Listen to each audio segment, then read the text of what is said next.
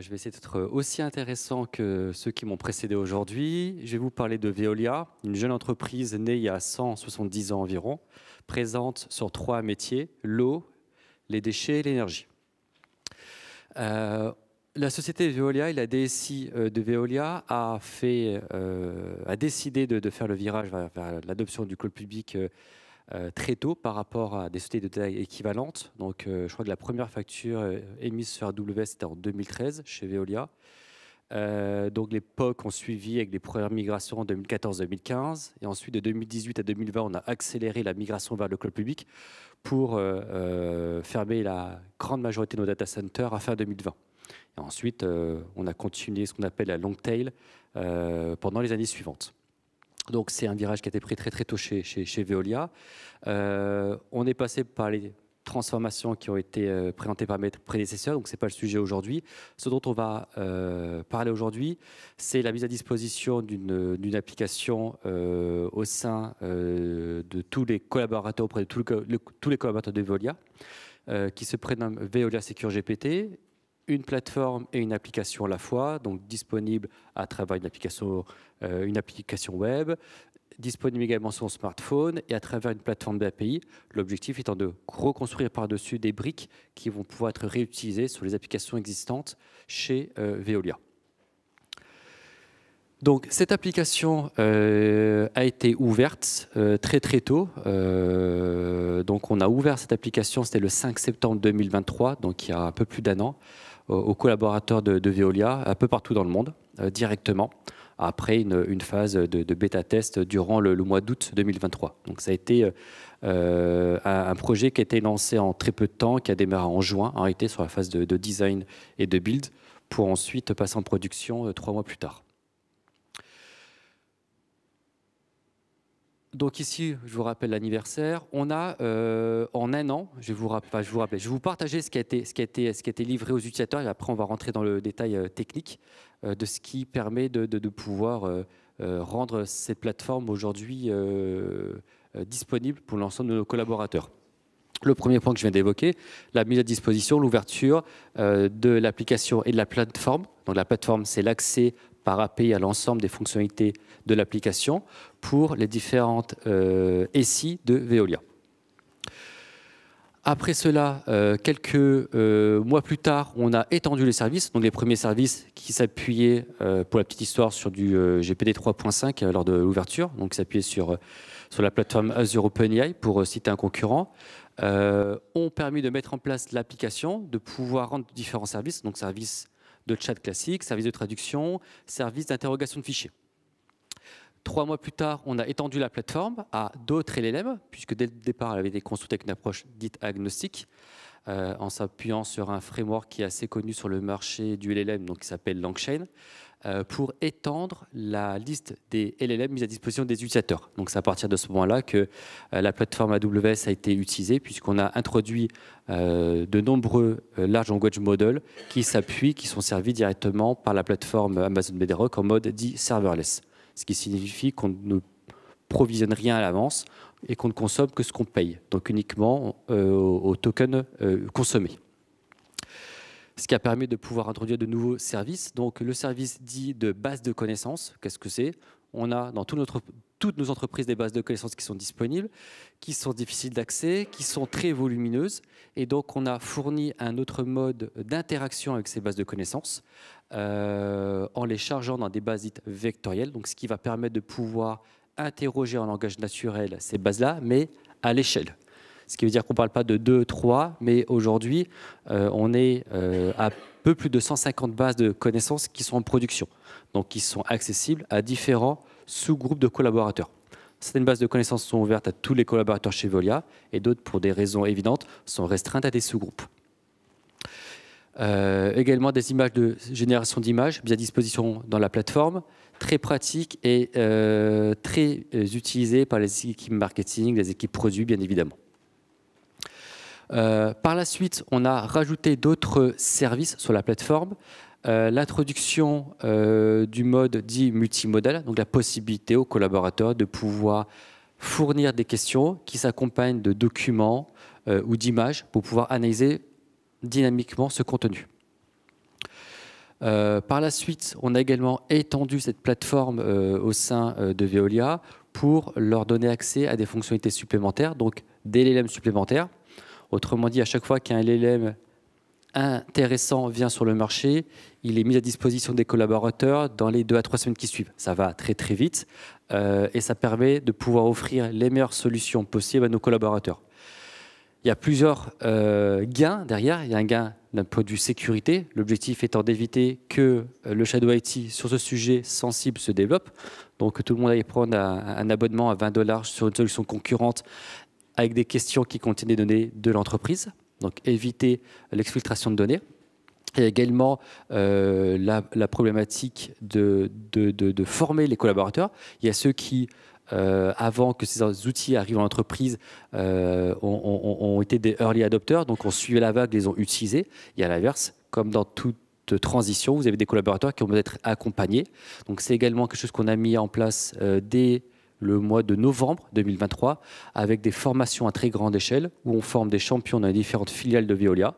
Et ensuite, ces champions vont entraîner à leur tour d'autres collaborateurs qu'on appelle chez nous des ressourceurs. Par la suite, on a... Ah, il y a un petit décalage. Voilà. On a introduit de nouveaux services. Un point très important qui a été lancé, qui probablement ce qui va être un enabler, un accélérateur, voire un game changer chez Veolia, c'est la partie création d'assistants.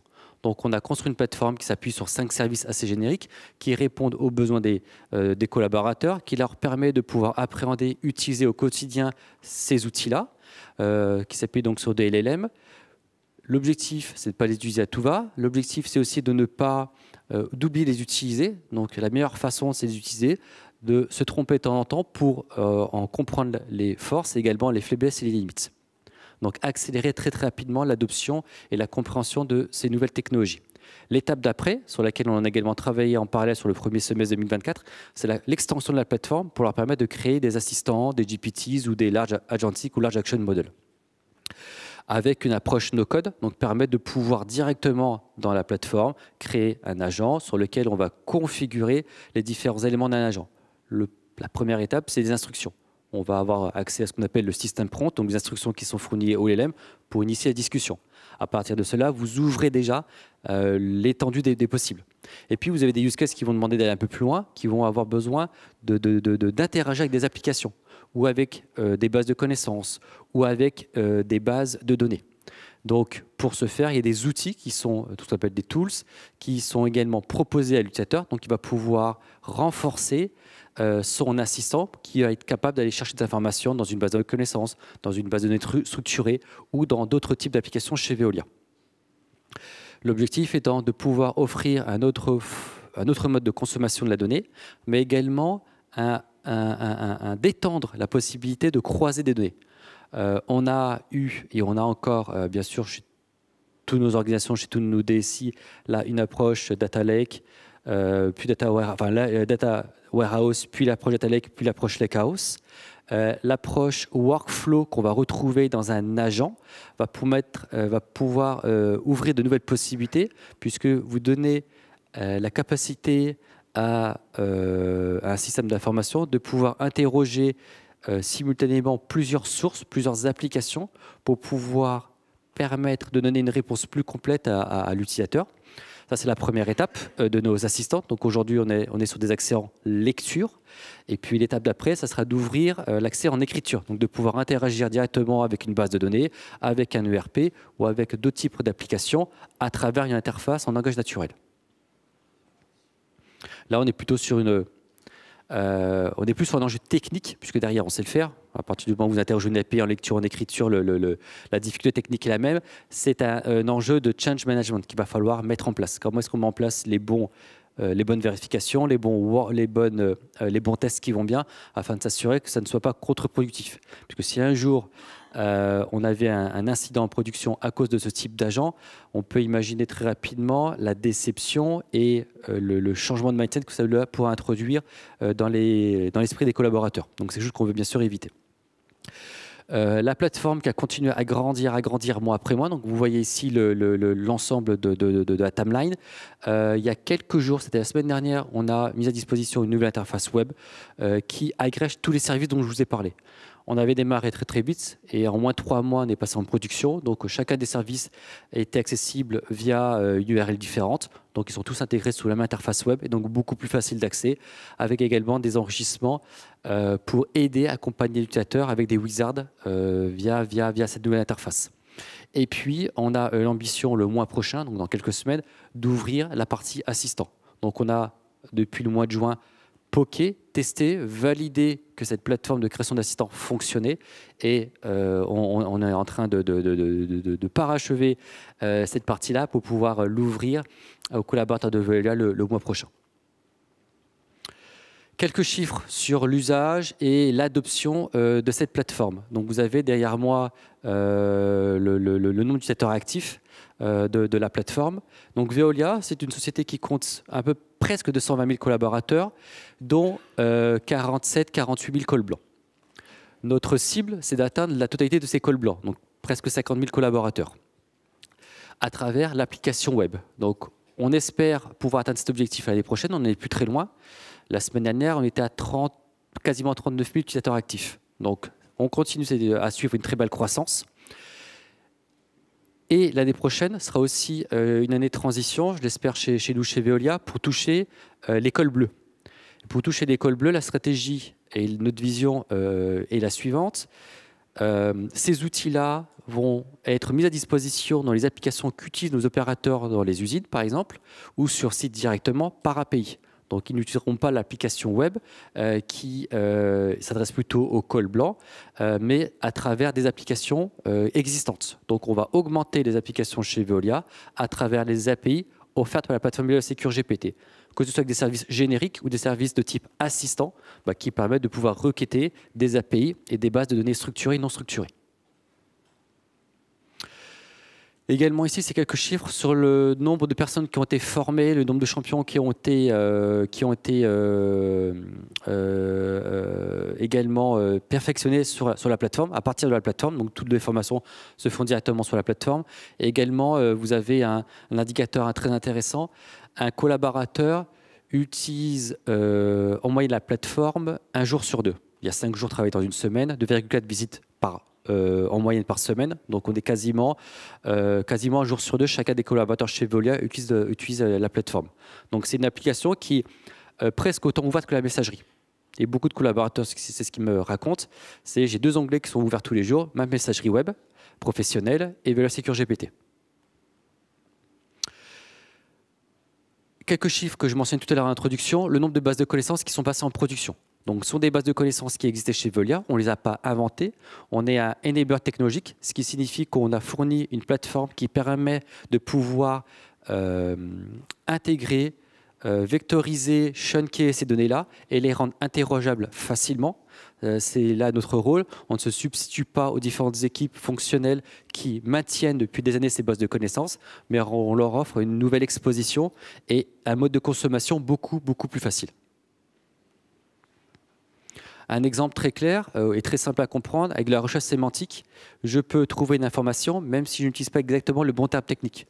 Alors qu'avec une recherche par mots-clés, si je ne suis pas expert, je ne sais pas quel mot utiliser, donc je peux chercher très longtemps une aiguille dans une botte de foin.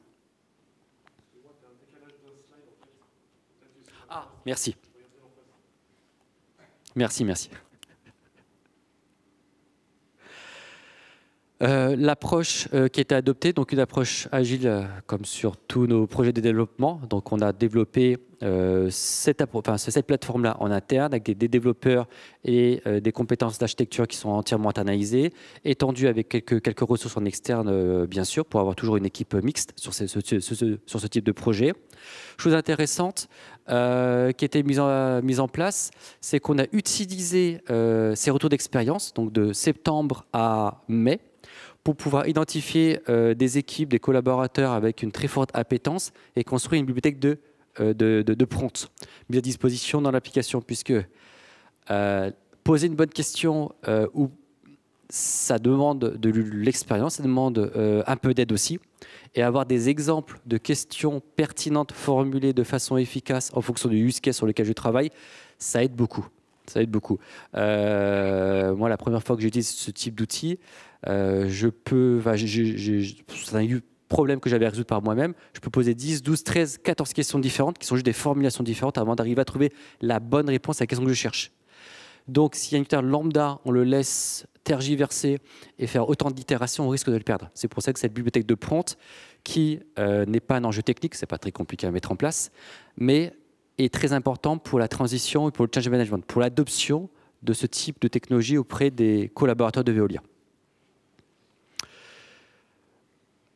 Donc, ici, les points que je mentionnais, la partie interface unifiée qui a été mise en place, également la possibilité d'avoir une bibliothèque de prompt mise à disposition des collaborateurs qui va être enrichie, donc avec un mode collaboratif où chacun va pouvoir proposer directement des prompts supplémentaires dans les prochaines semaines qui seront ensuite validés par des groupes d'experts afin de venir enrichir régulièrement cette bibliothèque de prompt.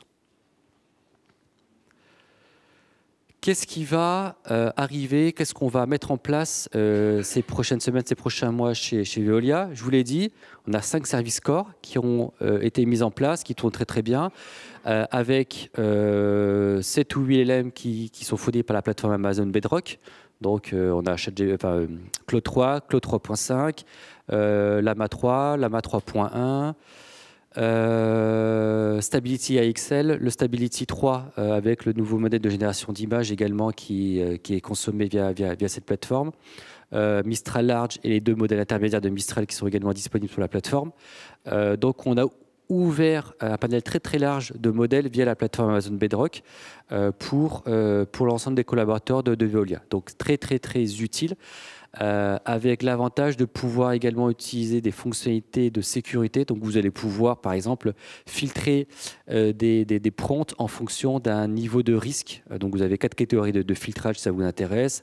Tout ce qui est catégorie politique, sexuelle, haine, et une quatrième catégorie. Donc vous n'avez pas besoin de mettre en place par vous-même et de maintenir. Donc c'est quand même assez pratique.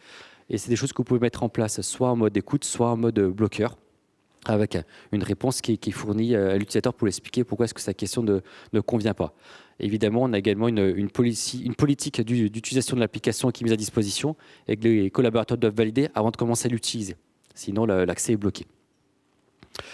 La partie assistant, donc un assistant pour chaque business case, pour chaque besoin métier. C'est bien ça l'objectif qu'on se donne pour l'année prochaine.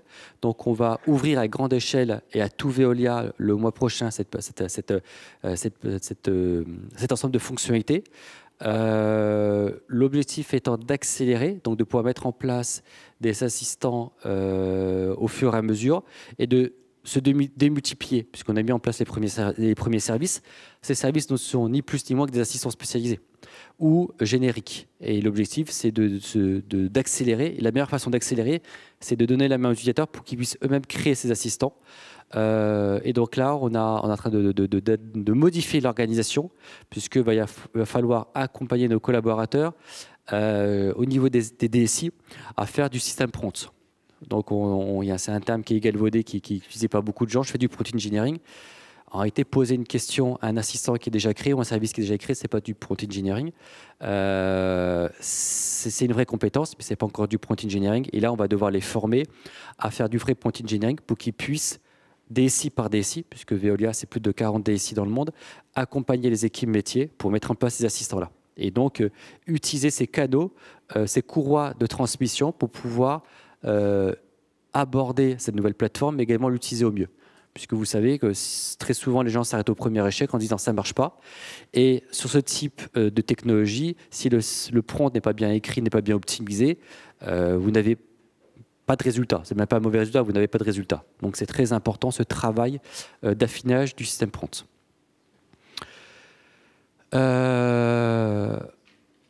Donc là, ça résume ce que je viens de vous présenter.